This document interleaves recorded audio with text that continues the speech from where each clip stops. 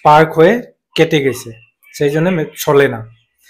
এইরকম যখন লড়সড় হয় তখন এই স্পার্ক হয়ে খারাপ হয়ে যায়। এই জিনিস পার্টটা আমি কেটে দিলাম। তারপরে স্যালাইন পাইপের ইনসুলেশন বানাইলাম এইরকম, এইটা। হ্যাঁ, এখন আমি কি করব, এইটাকে আমি সোল্ডারিং করে দিব। তো টেকনিক ইম্পর্টেন্ট, মেন জিনিস হচ্ছে টেকনিক। তোমাকে টেকনিক শিখে নিতে লাগবে। টেকনিক শিখে নিলেই তুমি কাজের মধ্যে সেই কোয়ালিটিটা ফিল করতে পারবে।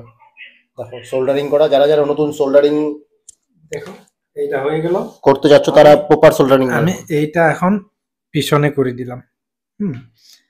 তারপরে সেকেন্ড ওয়েটটাও সোল্ডারিং করব।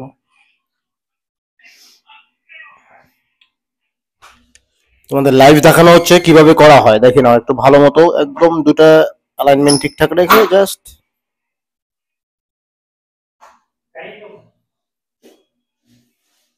এখানে আমার সোল্ডারিংটা গরম বেশি হচ্ছে না, এর মেন কারণ হলো এখানে কার্বন হয়ে গেছে।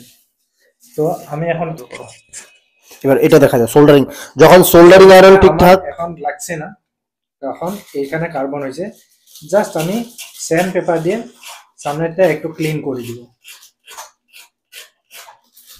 ক্লিন হয়ে গেল, কালকে পরিষ্কার করছে তো হয়ে যাবে,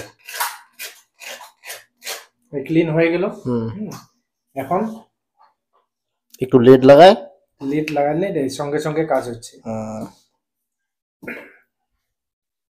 এখন আমি রিটার্ন এই জিনিসটাকে টাচ করে কানেক্ট করলাম, ওয়ান টাচে ফিনিশ। এখন সঙ্গে সঙ্গে হয়ে গেল। এইটা আমি এখন কি করব, মিডিলে উঠাই দিলাম।